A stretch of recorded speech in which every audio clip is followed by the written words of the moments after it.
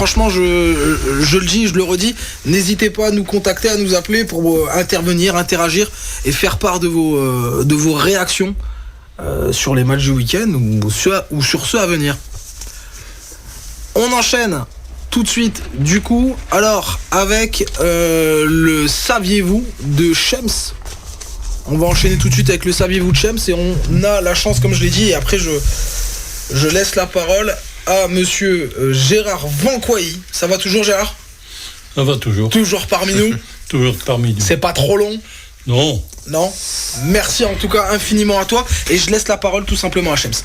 Alors pour le Saviez-vous d'aujourd'hui, on va parler plus particulièrement de l'AS JBR. Donc en préparant ce petit moment-là avec vous, on a essayé de chercher et retracer l'histoire du club. Mais pour être franc avec vous, on n'a pas réussi à tracer l'entièreté de l'histoire du club. Alors quoi de mieux justement d'avoir parmi nous l'invité et le président phare qui est en face de moi, donc Gérard Vanquois, qui a été l'un de ses piliers, qui va nous présenter un peu le parcours et la création, surtout le parcours de la JBR et surtout ce qui en découle aujourd'hui. Comment ça va, Gérard ? Ça va bien. Bon, nickel. Tu m'entends ? Ouais. On a un grand plaisir de t'accueillir aujourd'hui. Donc, comme vous pouvez le savoir, président historique, qui va nous faire revivre les débuts du club, ses temps forts et surtout les belles valeurs qui l'animent encore aujourd'hui avec la continuité de son travail. Alors, c'est avec beaucoup de plaisir que je lui laisse la parole. Ok, merci. Pour parler de la JBR, alors la JBR a débuté en 1946 dans un endroit qui n'était pas prévu pour le foot, c'était au patronage. Et c'est un abbé qui a lancé la première équipe de JBR. Alors, c'était une équipe de cadets qui a fait un championnat pendant 2 ans, de championnat des patronages, je vais dire, ils se déplaçaient. Alors, ils allaient à Lille, ils allaient à Lambersart, un peu partout. Ils allaient faire des championnats. Et les 2 années, la JBR a gagné les championnats de patronage. Et en 1948, il y a donc les papas des joueurs qui ont dit pourquoi on ne créerait pas un club de foot qui s'appellerait Jean-Baptiste Roubaix. Et c'est qui Jean-Baptiste Roubaix ? Pourquoi Jean-Baptiste Roubaix ? Parce que ça venait du patronage. Le patronage, c'est l'église Saint-Jean-Baptiste qui se trouve tout près de la place du Travail. D'accord. Pour tous, vous connaissez. Donc cette église, au patronage qui était rue Eugène Motte. Alors c'est une petite rue qui donne dans la rue Jean-Baptiste Notte, pour ceux qui connaissent. Une petite rue, au fond, il y avait le patronage. Et donc là, tous les jeudis, à ce moment-là, les vacances c'était le jeudi après-midi et non pas le mercredi comme maintenant. Et on allait au patronage et il y avait des fois qu'il y avait des matchs de foot, donc on faisait les matchs de foot. Voilà. Et après, donc, la JBR s'est créée vraiment par la loi de 1901 en 1948. Et donc, ils ont commencé le championnat cadet et c'était un championnat à l'Union de Flandre. Il n'y avait pas le district terrien à ce moment-là. C'était uniquement l'Union de Flandre. Ils ont commencé à l'Union de Flandre et l'équipe est montée cadet, junior, senior et puis senior 4-5 ans. Et en 1958, il y a un des joueurs de l'équipe première qui est venu au football club de M chercher 2-3 joueurs, dont moi, pour aller entraîner les jeunes. Et créer à ce moment-là des équipes de jeunes, puisqu'il n'y avait plus d'équipes de jeunes. Donc c'est à partir de 1958 qu'on a recréé des équipes de jeunes et qu'on a lancé des jeunes pour entraîner le club. Et donc on a... Je me permets juste, ouais, vas-y. 1901, j'interviens rapidement là-dessus. C'est tout simplement ce qui implique le fait qu'on ait une mission d'intérêt général à mettre en place. Voilà. D'accord.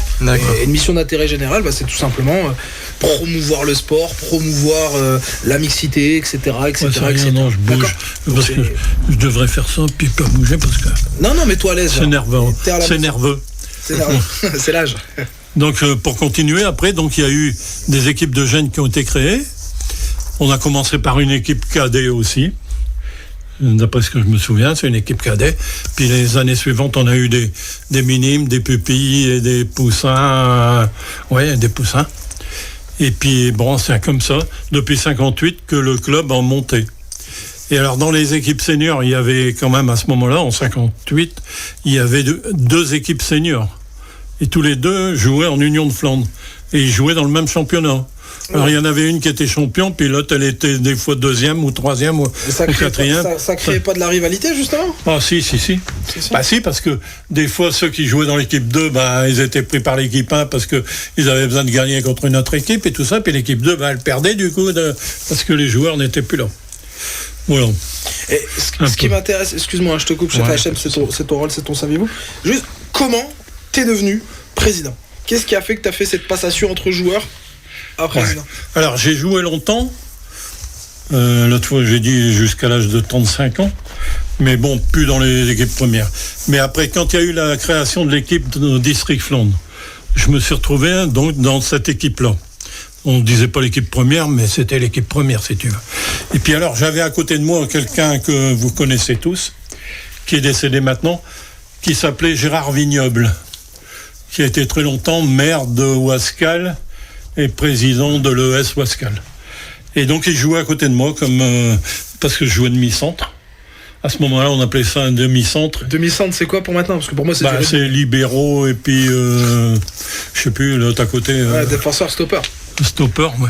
Donc moi j'étais plutôt stopper et lui était plutôt libéro, si t'aimes bien.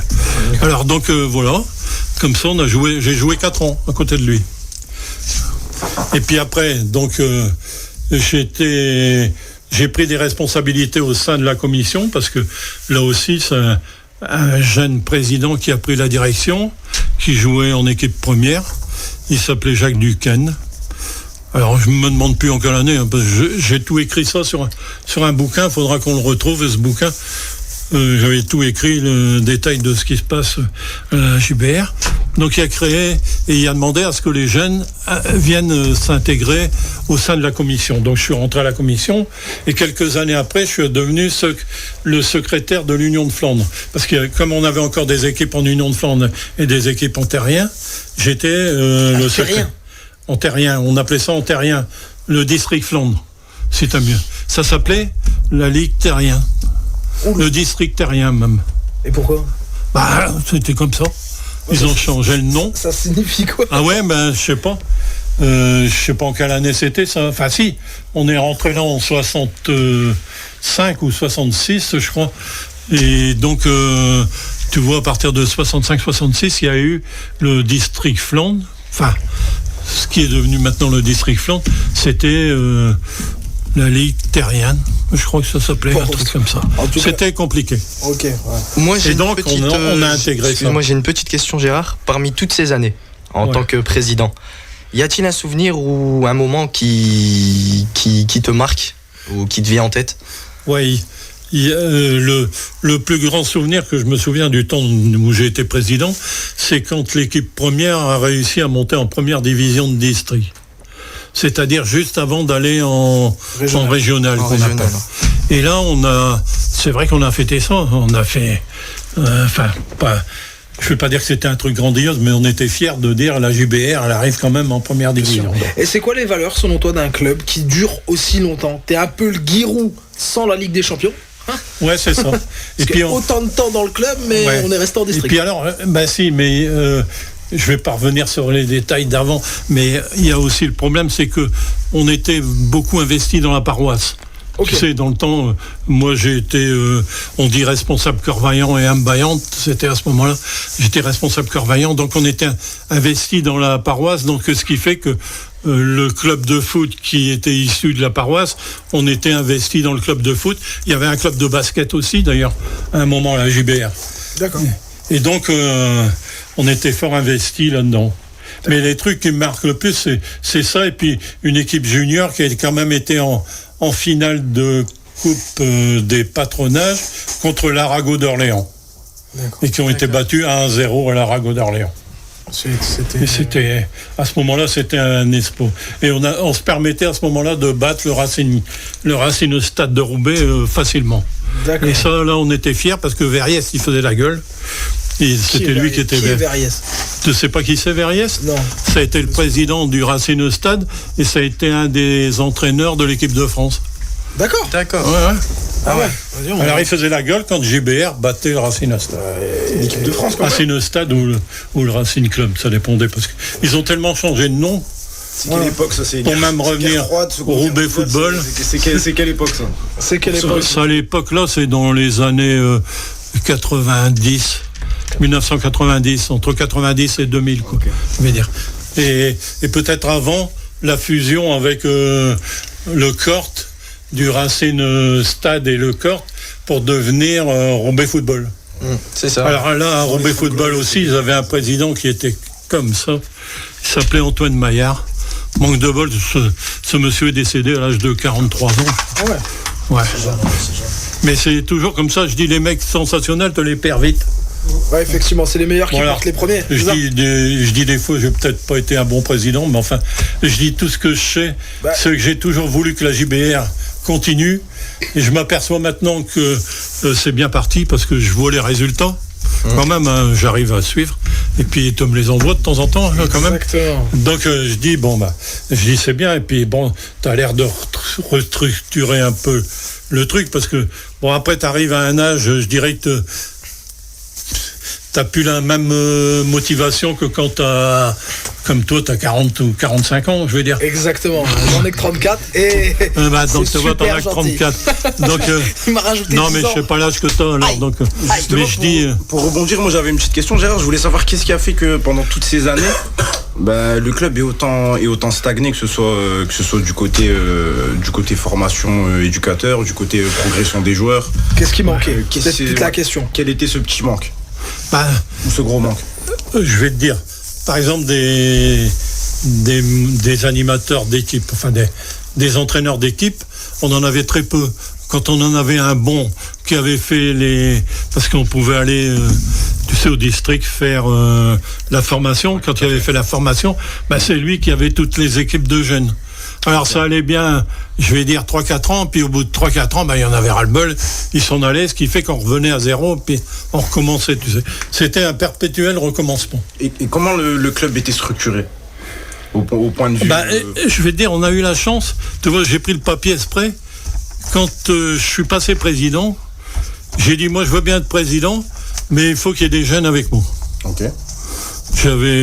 J'étais pas vieux, j'avais 45 ans, donc, mais il y avait un autre garçon qui était un peu plus jeune, là. Il y a eu Jacques Wattecan, Pierrot Maton et Luc Vancoyer.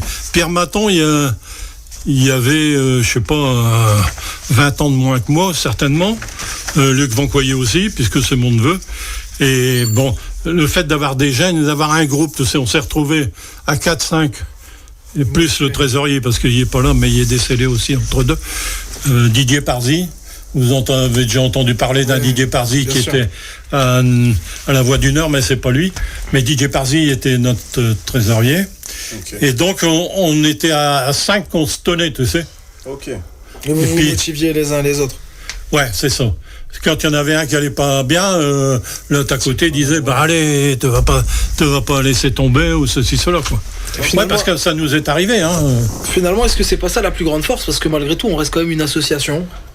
Oui. 1901, comme à juste titre tu l'as dit, donc 2 missions d'intérêt général, et la plus grande des missions, c'est de pouvoir être au plus près des jeunes, les former, et derrière le nom, il y a le nom éducateur. Ouais. Et un éducateur, c'est pas simplement gagner des matchs, c'est aussi comme j'ai toujours dit, parce que je te coupe, mais comme j'ai toujours dit, le meilleur exemple de JBR, c'était de faire jouer tout le monde. Même celui qui arrivait chez nous, qui savait à peine taper dans un ballon, tu peux être sûr que 6 mois après, il jouait, il était un des meilleurs joueurs de l'équipe. Parce qu'il avait écouté celui qui lui expliquait tout ça, puis il jouait. Et tous les gosses jouaient. Il n'y avait pas question qu'il y ait un gosse qui reste sur la touche et qui ne joue pas, tu vois, tout le monde jouait. Alors c'était un avantage à ce moment-là. Moi, je vais te poser une petite question là, Gérard. Ouais, vas-y. Pour conclure, quand tu regardes le club d'aujourd'hui, de la JBR, qu'est-ce qui te rend le plus fier? Ce qui me rend le plus fier, c'est de les voir jouer en D3. Alors, je sais pas ce que c'est, la D3, ce que ça veut dire. C'est départemental 3. C'est départemental. C'est 2 divisions avant le historique de l'AD1. Ah ouais, d'accord. Mais bon, peu importe. Mais je dis, non, c'est de voir la façon dont c'est structuré. Nous, on n'avait pas les possibilités. Alors, je vais être franc, hein. Tu as de la chance de pouvoir trouver de l'argent et tout ça. Donc, je dis, c'est bien. Eh ben, moi, mais nous, on n'avait pas, les moyens. La chance, c'est pas qu'elle n'existe pas, mais c'est simplement la rencontre entre la préparation et les opportunités. On se prépare et on a la possibilité de convaincre. Aussi. Parce que là, en l'occurrence, il y a 2 partenaires. Donc c'est peut-être intéressant.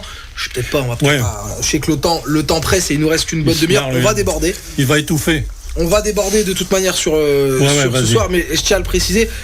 Parce que finalement, on représente un peu aussi le renouveau de la JBR. J'ai la fierté aujourd'hui d'être. C'est vrai, faut reconnaître d'être président du club. J'en profite pour remercier Christian, qui est la première personne à m'avoir fait confiance pour le lancement de ce nouveau projet, et lui adresser mes condoléances. Puisque ce dernier a perdu sa compagne Françoise, une très belle personne, qui nous a quittés en cette fin de semaine dernière, si je dis pas de bêtises, vendredi. Donc, vendredi ou samedi. À Monsieur Fourtier. Et après, en ce qui concerne la création de la JBR, c'est simplement des opportunités, des rencontres, beaucoup de motivation, un projet qui réussit à convaincre forcément les personnes concernées. On a Redouane Hit, on a Tech Deal Pro, Mouadrali avec des maillots de très grande qualité, et c'est des fois des sponsors qui donnent des fois de l'argent, et des fois c'est aussi beaucoup de conseils. Monsieur Dezaïr avec Roubaix Web qui nous conseille beaucoup, et forcément après c'est des rencontres, hein. C'est des rencontres, et c'est de très belles rencontres, de très belles personnes. Il n'y a pas que des belles rencontres dans le football, il y en a des moins bonnes, et j'en ai rencontré, je sais de quoi je parle. Peut-être une dernière question pour remercier aussi Gérard, vu que le temps file. Quel message aimerais-tu adresser justement aux jeunes et aux nouveaux membres du club ? Je dirais qu'ils continuent à faire vivre la JBR, parce que ça c'est un grand point. Et puis surtout qu'ils prennent plaisir à expliquer aux gamins pourquoi ils jouent au football et ceci, cela, et qu'ils prennent même eux plaisir à jouer au football. Parce que je crois que quand j'ai été nommé président, enfin élu président, je venais d'arrêter de jouer au football, tu vois, je jouais plus, je m'occupais d'une équipe poussin. J'étais entraîneur de l'équipe poussin, j'étais pas entraîneur de l'équipe première, mais entraîneur de l'équipe poussin. J'aimais mieux entraîner les jeunes que les seniors, parce que je dis les seniors, tu leur dis quelque chose, ils t'écoutent, et puis derrière ils disent je t'emmerde. Mais bon, c'est pas grave. Et encore, des fois ils t'écoutent pas et ils te disent je t'emmerde. Aussi. Non mais j'ai toujours privilégié plus les jeunes que les seniors, tu vois. Alors c'est peut-être pour ça qu'on n'a pas eu peut-être des bons résultats en seniors, c'est qu'on préférait avoir les jeunes. Parce qu'il y a quand même des équipes de jeunes qui ont gagné des coupes en Union de Flandre et tout ça. Et même en district, il y a une équipe cadet qui a été jusqu'en finale de coupe, et qu'ils ont battu le IC de Tourcoing, pour te dire. Qui existait, je ne sais pas s'il existe encore. Le IC de Tourcoing. Le IC existe encore, on a même l'US Tourcoing qui en est. L'US Tourcoing. Eh ben, je te remercie infiniment, je pense que toute l'équipe te remercie. De rien, Gérard. Merci, M. Gérard. Si vous avez encore besoin, je vais essayer de retrouver, parce que là, en ce moment, j'ai pas trop de courage, et puis la semaine dernière, j'ai fait une chute dans mes toilettes, et puis... Est-ce que ça va mieux, avant de rigoler, est-ce que ça va mieux? Ouais, ça va mieux, et puis bon, j'ai rien cassé, tu sais. Il n'y a plus rien à casser. Non, mais les côtes n'ont pas été cassées, parce que si même fêlé, on me dit, tu sais plus bouger. Mais là, je suis tombé, je ne sais pas comment j'ai fait, tu sais, mais c'est un truc con, c'est la nuit. Je suis tombé, donc j'ai été à un moment, tu sais, un peu dans difficile à me remettre. Mais bon, c'est aussi l'âge qui fait. Ouais, l'âge, 42 printemps. Merci beaucoup, Gérard, pour l'anecdote toilette. Merci à vous de m'avoir invité. Non. Et du coup, on espère en tout cas t'avoir avec nous le plus longtemps possible. On rappelle quand même que tu fais toujours partie du club, et que tu as toujours la gentillesse de nous donner des conseils, nous aiguiller. Et forcément, voilà, on veut pas. J'essaierai de venir quand il fera meilleur, pas maintenant, là, il va faire mauvais, mais quand il fera meilleur, je viendrai voir si je peux, des matchs le dimanche après-midi. Tu seras invité. Je resterai pas tout le match, mais bon.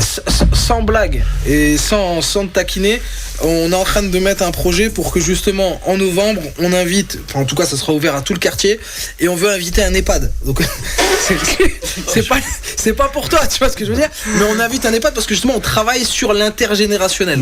C'est-à-dire qu'on va mettre en relation les plus jeunes. Arrêtez les gars.